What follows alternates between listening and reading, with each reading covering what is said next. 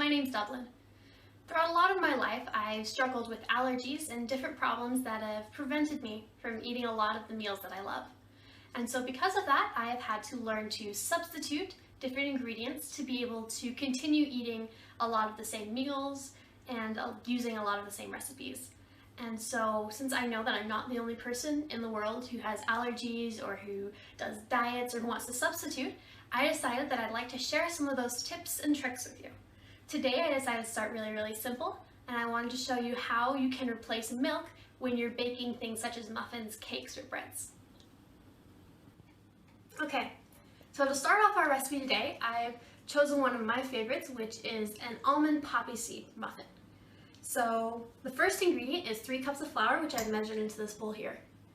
Then you add 2.5 cups of sugar, as well as 2 tablespoons of poppy seed, and each 1.5 teaspoons of salt and baking powder. Pretty simple, no substitutions to do yet, but this is part of the recipe, so I hope you enjoy it. Okay, for the second part of the muffin recipe, we'll need to be combining our wet ingredients. So I have 1.5 cups of water measured into this bowl, and this is where we differ from the normal recipe. The recipe calls for 1.5 cups of milk, but when baking things such as bread, cakes, and muffins, it is completely okay to just replace the milk called for with water. It's really easy, and it doesn't change the flavor that much actually. So we'll start with 1.5 cups of water, and then we add 1 cup of oil, 3 eggs, and then in the last bowl I have 1.5 teaspoons of vanilla and 1.5 teaspoons of almond extract measured into it. And these will be the wet ingredients that we need to mix together.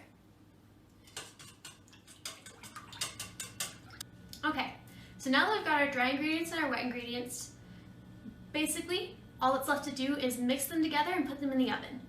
So the oven will need to be preheated to 350 degrees for this, and the muffins will bake for about 20 to 25 minutes depending on your oven. After coming out of the oven, your muffin should end up looking something like this, probably a lot better than mine. This is just a fun way that you can alter recipes and change them to fit whatever your dietary needs may be as far as dairy goes. Enjoy!